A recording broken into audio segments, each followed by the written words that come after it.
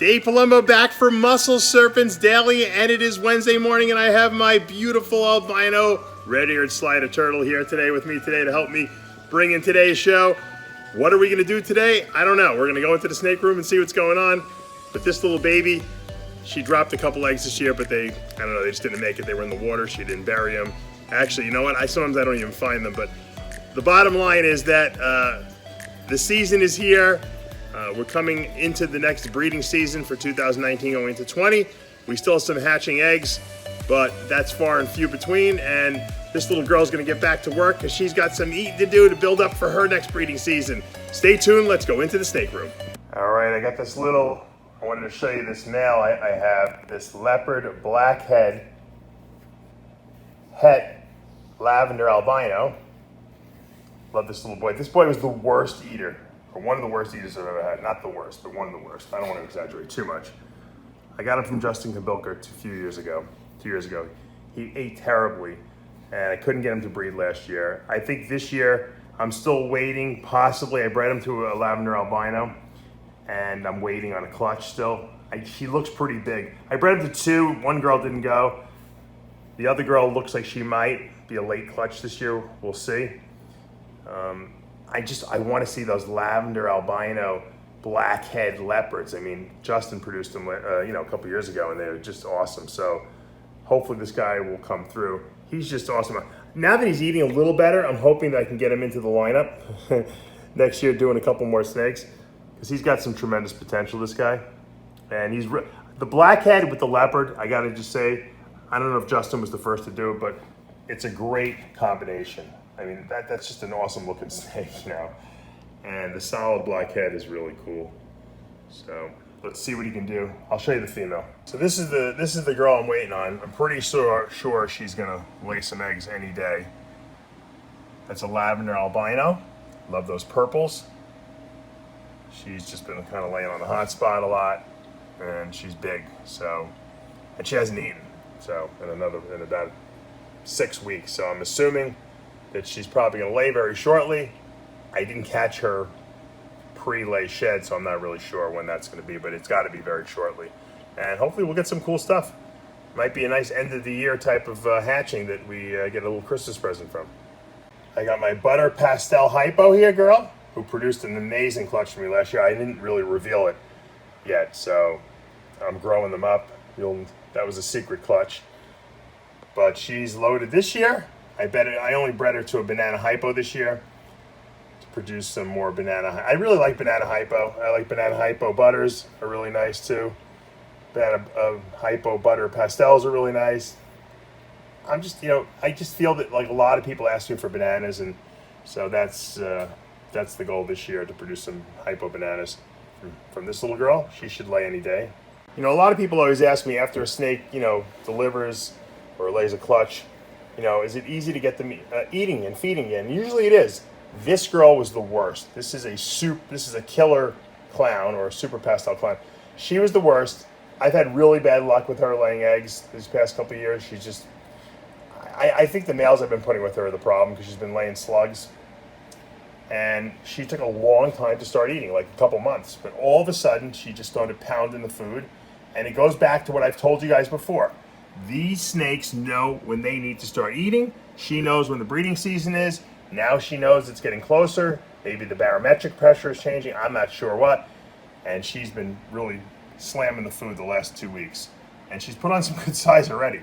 Remember, she hadn't eaten anything for months. And these snakes just have their own time clock, and you got to just be patient. That's what it amounts to.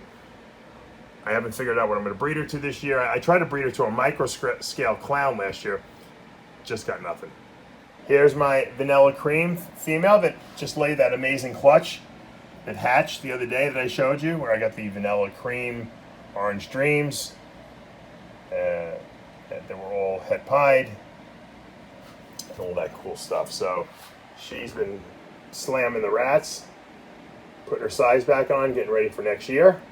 She was a weird one. She didn't eat for a very long time. I didn't think she was going to breed this past year. She was very fickle. It seemed like she was always in shed, and then she just, boom, bounced back. It's weird. Ball pythons are the strangest snakes that I've worked with. They have quirky habits that will drive you crazy and will make you think that you did something wrong and that you don't know what you're doing. But it really just amounts to the fact that they do what they want to do. And you got to just come to grips with that fact. This little Panda Pied girl that I got here, we produced 2 this past year, both females. One is available, it's up on Morph Market, but this is my holdback girl. She just pounded the biggest food item that I ever thought that I put it in by accident, actually. It was a small rat. I said, there's no way this girl's gonna eat it. I said, what did I do? And I was gonna go grab it, but then I remembered the cardinal rule: don't stick your hand into the snake tank after there's food in there, or you're gonna wind up paying for it. And so I didn't. And she nailed it, she wrapped it, and she ate it. She's sitting digesting, so she knows better than I do, right? That's that wonderful Panda Pied. I love her. This is one of my favorite productions of 2019 is this Panda Pied. And maybe you don't have the money to get a Panda Pied, but you can get one of the components of it. Here's one of the clutch mates. This is a black pastel, 100% het pied. This male is available. He's gorgeous. He is gorgeous. And you can pair this up with a black pastel pied female or another, black pastel het pied, and you can produce your own Panda Pieds. Matter of fact, my female was a black pastel het pied that I bred to a black pastel pied, and I got the 2 Panda Pieds. So you never know. If you guys are interested, let me know. He is available. We'll end today's little video vlog by showing off this gorgeous high intensity orange dream Enchi yellow belly that I got originally from Ozzy. She produced my high intensity orange dream Mardi Gras this year. She is exquisite, Orange dream and Enchi alone are great. Then you throw the high intensity orange dream, which just is like an enhancer gene. And I don't know if it's a separate gene or what, but it almost makes the orange dream look super orange dream.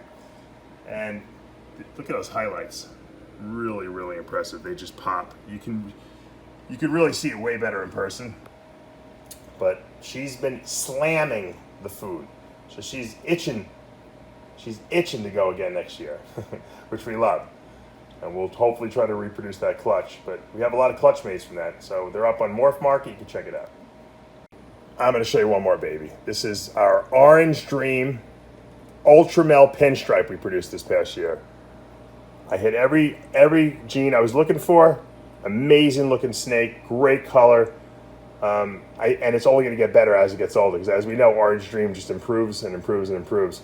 That Orange Dream Ultramel combination is just, it infuses so much richness to the look of the snake. Orange Dream in and of itself is nice, and so is Ultramel, but when you put them together, they do something. They enhance each other. They have this epistasis thing going on that just works together really well. And Pinstripe is very orangey to begin with too. So excellent looking combination here. An exciting project to get into, and I have a bunch of babies that you can do that with. So let me know. Hit me up. I haven't listed them yet. That's just to show you one more. That's an Orange Dream Ultramel. So that's without the Pinstripe. That's your Ultramel, but look at those oranges in there. I mean, that snake is crazy looking. Let's see if we can put these guys together without them getting pissed off, because they were both ate yesterday. So there you go. There's your Orange Dream Ultramel, and there's your Orange Dream Ultramel Pinstripe. And both are exquisite. This guy is knock your socks off. That's a great male for anyone who's looking to pick up something to get involved in this Ultramel Orange Dream project. You want to see insanity? Insanity is standing outside here. I'm in my house in Florida outside. It's raining out here, in case you see some sprinkles, and my sprinklers are on at the same time. I don't know if you can see those. So my sprinklers are going, it's raining, and it's like tropical paradise here. If it was only the breeding season, everything would be breeding today. Anyway, on this beautiful, refreshing day here in Cape Coral, Florida, guys, I hope you're having a wonderful hump day. Make it your best. Try to find something that makes you smile today. And guys, make sure you subscribe to this channel. Turn on your notifications, hit that like button, and hopefully I'll be back tomorrow. My wife's supposed to be induced tomorrow, but now they're telling us we don't have a bed. So if there's no bed, I'll be back. As Arnold Schwarzenegger said, if there's a bed and we're in the hospital, probably will take the day off, but you never know. I am a workaholic. I do have to come back at night to hang out with my kids, so I might sneak out a video. Let's see what happens, guys. Have a great one. See you tomorrow.